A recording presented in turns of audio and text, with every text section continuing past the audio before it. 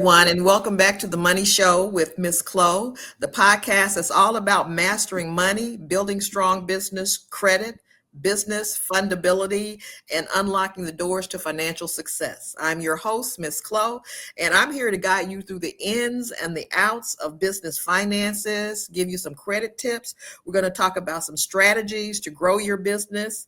And whether you're just starting out or you are looking to take your business to the next level, this is the show that's going to keep you money sharp and your goals within reach. So we're going to go ahead and we're going to go and start on our financial empowerment journey.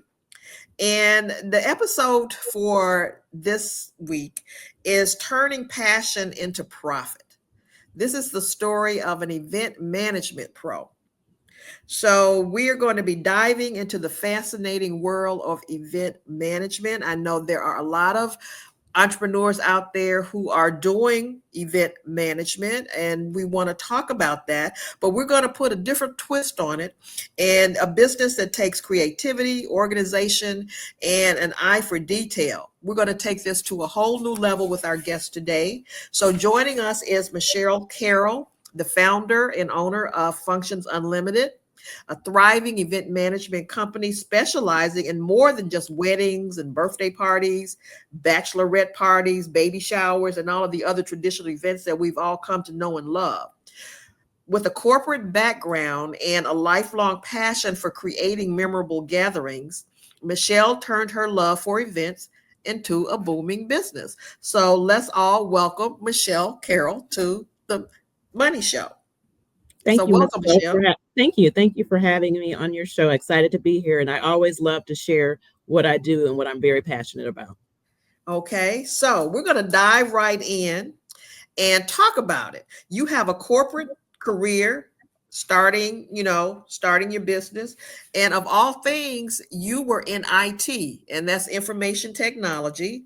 So tell us how you made the transition from IT to taking a leap into event management. Well, I guess I kind of could dial back before I really got into corporate America, if you will. Um, I've had my business 7+ years, and it's kind of a blur because before I officially formed my business, I was doing it for free and for fun and for family. And then people said, "Well, can you do this? Can you do that?" And I said, "Well, wait a minute." And after I started working in corporate America, I realized that I can really get some real money doing this. In corporate America in IT, I was a project manager, so I could easily transfer those skills to being an event planner or an event management because it takes a lot of organization, time management skills, things of that nature. So it was an easy transition for me. And then just understanding how to build relationships as I was in corporate America. Networking is a big part of my business. I have a strong referral based business. So that really, a lot of the things I learned in corporate America really helped me transition easily. Okay, so that's amazing when you talk about aligning your skills with your passion. So again, I go back to event management is such a dynamic field, particularly the way that you do it. So what challenges did you face when you were starting Functions Unlimited, and how were you able to overcome them? I could say that, I'm out here saying, "Oh, I got this event service, a party planning services." It really was not called event management. I kind of coined that for myself because I felt that I did more than just plan a party. One of the challenges I faced was to make sure that I had credibility when I was out trying to gain clients with my clients because they are really putting their special moments, their special day, their special celebration all in my hands. So that's a lot of pressure. And then also, just trying to stay in tune with the trends and the technology. And I still have struggles with that today because technology is really a big part of event management. And it's just really important to stay in step with what's going on in the market. You mentioned trust, especially for events like weddings and corporate fundraisers, because I know you do fundraisers. So trust is everything. So how do you ensure your clients feel confident about your ability to deliver? I think it begins from the first consultation. I like to talk to a client from the event concept development through the end to the final after the event. Communication is key, consistent, concise, and clear, transparent communication is key. So everybody's on the same page. You don't want anybody to be surprised. Oh, well, this is going to cost an extra $1,000, when they budgeted something for $500. So communication is really key in gaining that trust. Okay. So, communications, we'll put that at the top of the list, being one of Sure. the important things. So I love that approach. So when we talk about events, and I keep referring back to weddings and birthdays because that's what most of us think about when we think about being in the event management space. How do you keep things fresh and exciting for your clients? I try to stay in tune with trends, and I know one of the things I lived in the Midwest market, grew up in there for many years. Now I lived in South Florida, but before that, I took that jump. Over the years, I've always done my research to say, hey, what's going on in New York? What are they doing in Chicago? What are they doing in Miami? Just to name a few cities. But those trends may not have been really implemented where I was. So I try to bring new concepts that I've kind of researched in different cities. Stay in tune. There's a lot of communities out there now for event planners, women in events. There's a lot of different publications that talk about what's trending out there now. So it's just important to stay abreast, and it's always good to educate yourself on your craft regarding if it's event planning or whatever it is. It's just important to always continue with your education. Okay. So let's talk about growth. So you started out doing events for family and friends, and Mhm. you transitioned into doing events more on for nonprofits on a Yes. corporate level. Mhm. So, in moving from one end of the spectrum to the other, what would you say was your biggest challenge in doing that? Um, I think when you're working with family and friends, you just kind of do everything yourself. You're a jack of all trades. You're doing decorations, you're buying flowers, and you're hiring a DJ, or you're throwing in a CD because the DJ didn't show up. But, it's about organization, when you're really stepping into doing something professionally, organization, building a reliable network. Mastering time management, that was really important, and that was a challenge at first because when you're trying to plan an event, there's so many different phases and aspects, and it could pull you a lot of different ways. But time management is really one of the major keys. And again, communication is important, and that wasn't a challenge for me because I've been a public speaker, in my professional background. So that wasn't important. That wasn't very hard for me. But then another challenge was also to just stay on top of the trends, to keep being innovative and creative. When you are actually working on an event, I assume that being detail oriented is also a skill that you have to bring to the Absolutely. table. Can you talk about, how do you manage all the details of an event? And what if you've got more than one event going on at the same time? I mean, it just, you talked about time management, but I can see in your world, time management is everything. It is. And detail oriented event planners, they're the ones that are successful. You have to manage budgets, your clients, timelines, vendors. There's so many different aspects. And again, me coming from a project management background in IT, it was easy for me to transfer those skills again to my event management company. But those have made me successful because I stay on point. I haven't missed deadlines or timelines, and the communication again is very important because if you're communicating with the client, if you have little hiccups, and every planning phase is not easy, it goes smoothly. So you will have hiccups, but the communication is definitely the key. How do you find your clients? Be knocking on Go knock on some doors, but and politicians, let me hug a baby, kiss a baby. But no, one big aspect I think for event management or event planners are referral based sources. And I think a lot of referrals come from clients having good experiences. So if they have a good experience, they're going to tell their friends. If some of their attendees at their events had a good experience, they're going to reach out. So, referrals are very, very important. Also, collaborating with other industry professionals such as florists, DJs, caterers. I've gotten referrals from them from their customer base. So it's important to collaborate and network with other industry professionals and definitely build a quality vendor list that your go-to people, if I will, I call them my go-tos. Okay, so when we're, building our client list and out looking for referrals and so on, I assume then that networking is becomes a large part of what you do when you are, looking for people to partner with or, collaborate or what have you. So let's talk about, networking. When you're out Okay. networking, what kind of I mean, is it just everywhere you go, or do you belong to any? I've seen online event management groups, and I don't know what they do because that's not my forte. But when you talk about networking, what is it that you do to network? Well, online, I will say that I'm involved with some of the event management communities. It's just like kind of a sounding board just to keep see what the latest trends are. They usually have two or three guest speakers on these virtual events, and those have been very valuable to stay connected. And you may say, "Hey, I live in South Florida, and I do too. Well, maybe we can collaborate and do an event together."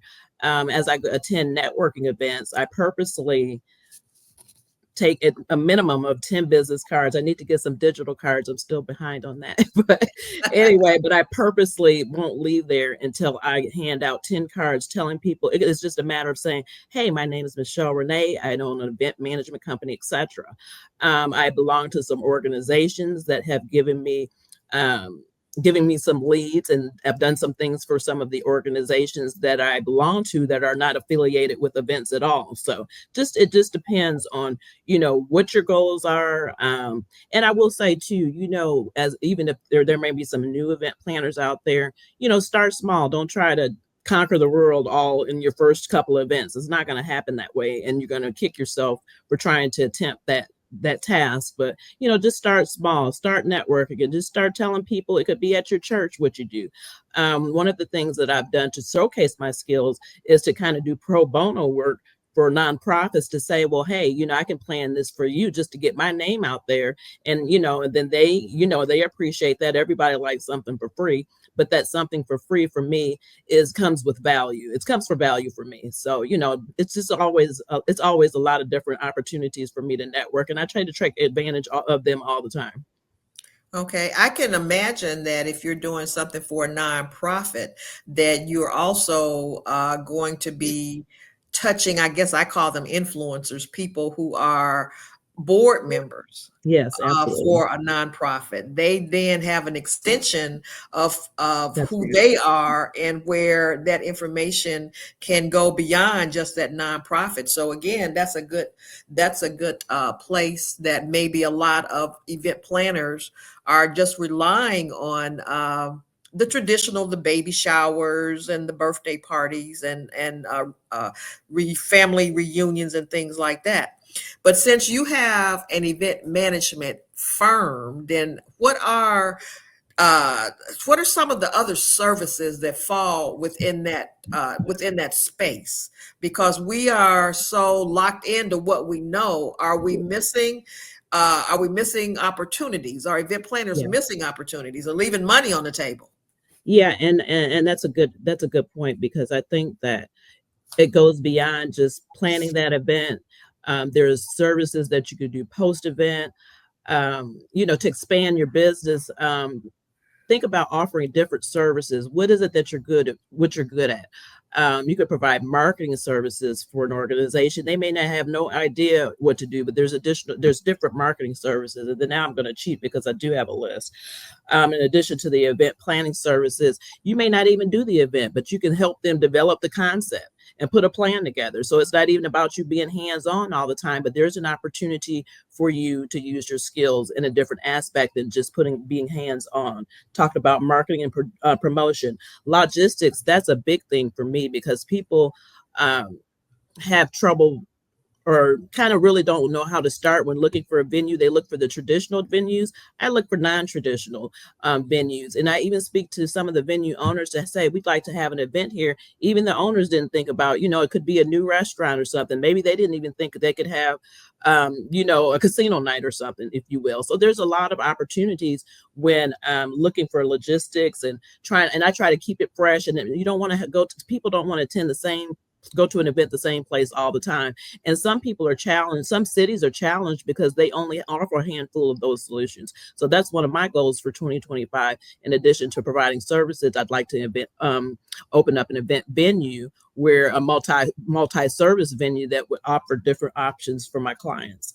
Technology services are also big, especially if you get into the if you're able to get into the realm of doing like conferences and things of that nature. There's a lot of software out there, so you can engage your customers from their phone. They can be sitting at their seat, and you can engage them throughout the event. So there's a lot of different technology that's out there, and it continues to grow on the technology. And I'm all about IT, so I love learning about all the technology that's available. Entertainment and programming, catering, hospitality, and I'll just skip through this. Attendee management. That's again, you can use the technology to engage your attendees in the event, and then you'll have the statistics. If you're dealing with a corporate event, they want to know that they get some return on their investment. They want to know, well, we spent this money on this event, what was the participation? And then you can, and then you do surveys to follow up on the event. So yeah, again, technology, and it's just so many things that you can do just outside of being that hands-on event planner. Okay, now here's a question. Budget. If I don't have a budget, I mean, what does that do? I know that you want to know what is your budget. And does everyone have a budget when they start, or do they know they should have a budget, or just what is the requirement to even start planning? I just Go have to laugh. ahead.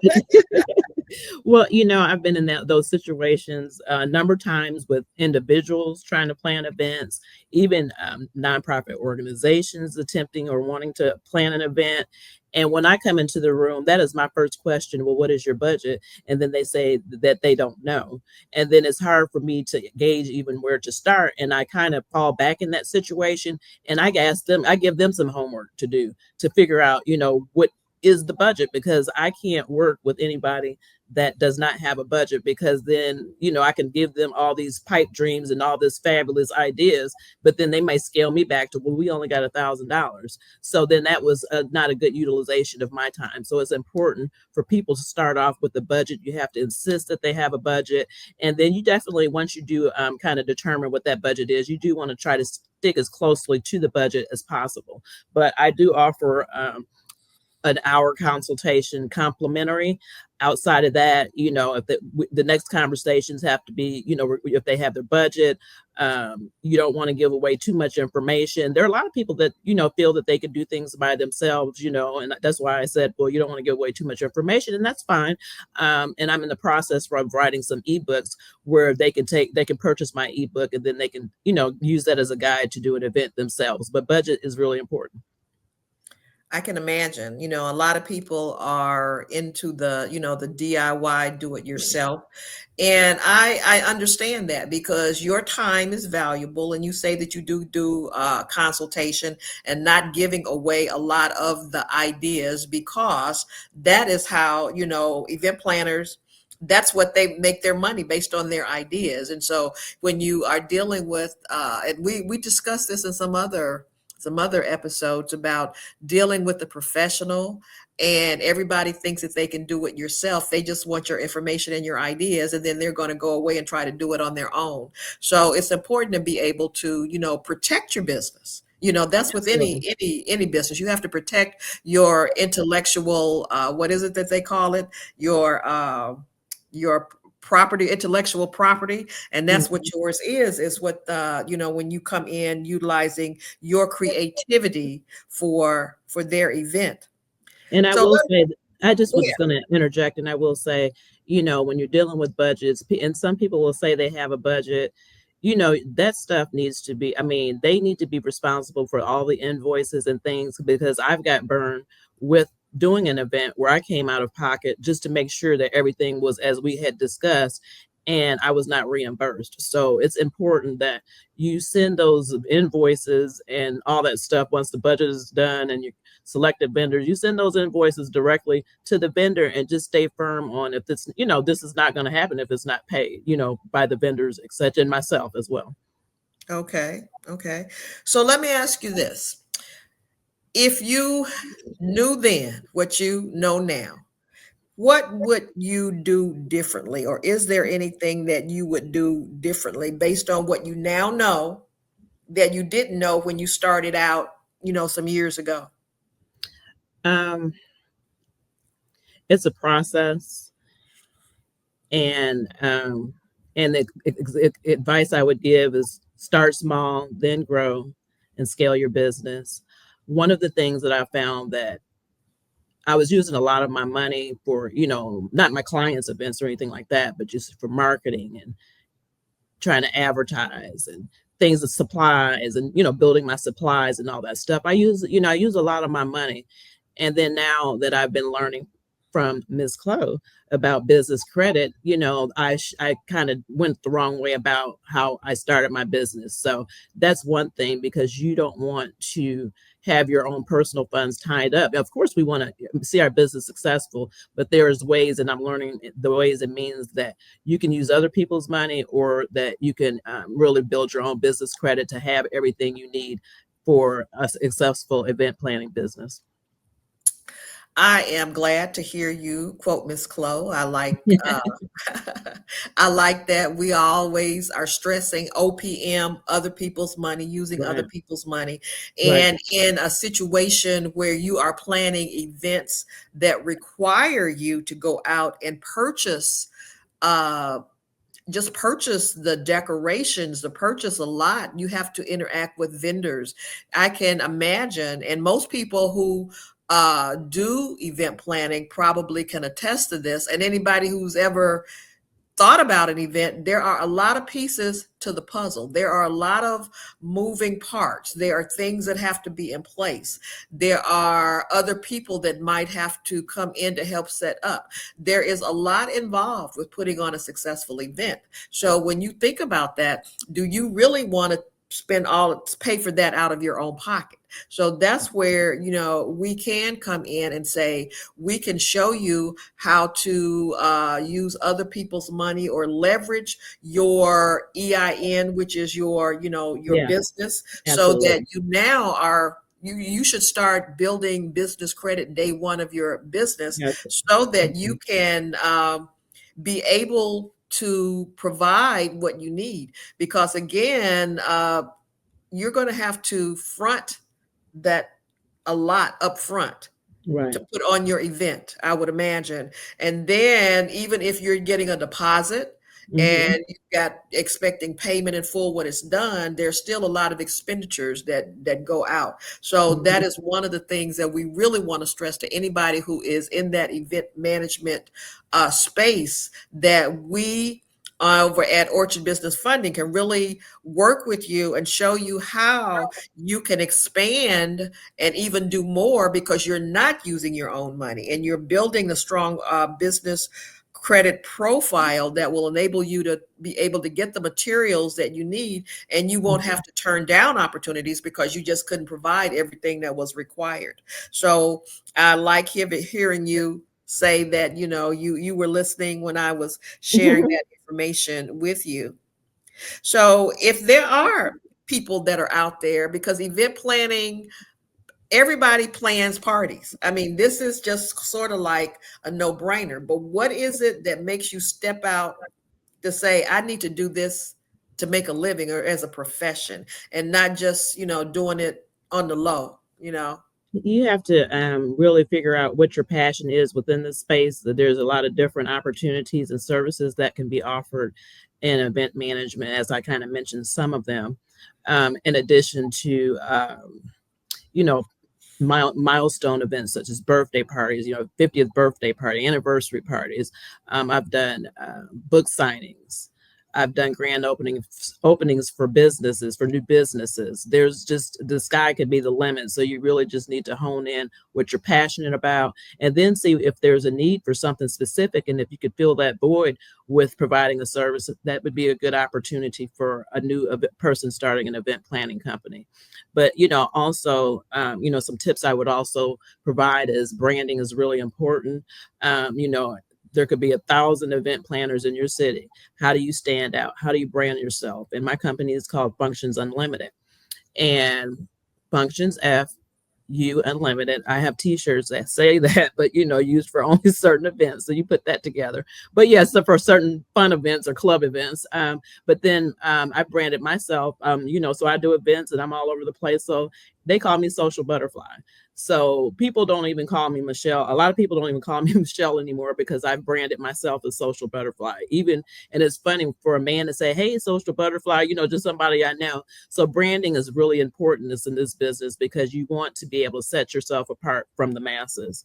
Marketing is important. There's a lot of different marketing concepts that you can take hold of. Digital content is really hot right now. And if you don't know how to do that, then hire somebody to do that. Because I tell you, I stay in my lane. I don't know how to do everything. So I look for someone that has that expertise to help me get my marketing ideas out there to the masses. Collaborations, again, it's important to have collaborations with other event planners, with vendors, collaborations with nonprofit organizations, maybe where you get your hair done. And your stylist has clients, your nail. So there's a lot of time. Not a lot of ways, to have collaborations and do networking.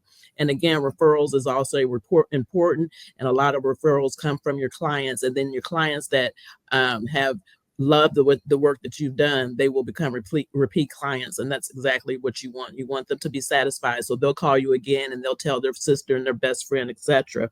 And then finally, I offer a variety of services. You can just go beyond just planning a party or event. There's so many other opportunities as an event professional that you can seek out to monetize and make some money. Well, those are all wise words. And, I really would like to, thank you for, being transparent and sharing the information for our listeners. I'm sure that there are a lot of people that have thought about wanting to do event planning. People are looking for space to hold events. And this has sort of taken on a whole new life of its own in the recent years, and there is a lot to be said about being an event planner, Right. whether you're planning baby showers, and I've seen some baby showers that would any day would stand up against any other type of party, Sweet 16. They're just all types of events. But Michelle has taken it to a different level, and she has an event management company. So therefore, she gets to manage the different type of Right. events, and then she shared with us all the different services that can fall under that. So I hope that if we have any listeners out there who are in that space, that if they would want to maybe get in contact with Michelle and get some additional information as to, some of the other areas that they could branch off into, because just planning that party, networking, collaborating, finding someone, as Michelle mentioned, joining the different communities. There is a lot of opportunity to grow and expand your business. So I hope that, our listeners have found some value in our discussion here today. And Michelle, can you tell them how would they get a hold of you if they had some additional questions? Sure. My website is www.functionsunlimited.net. www.functionsunlimited.net. Okay. And again, Michelle Carrol, owner of Functions Unlimited, thank you. And on behalf of all of our listeners, we want to thank you for that valuable information. And keep in mind that if you are out there and you need some help in getting funding, getting an opportunity to be able to do some of the things that you saw Michelle do, then feel free to get in contact with Orchard Business Funding, and we can help you out. So until next time, I want you to remember that when you mix passion and action, The possibilities are endless. So tune in to the Ms.Clo show for more strategies and more guests to talk about their unique businesses and how you can do the same. So we just want to say until next time, stay safe and keep working on your business. And we'll talk to you later. Bye-bye.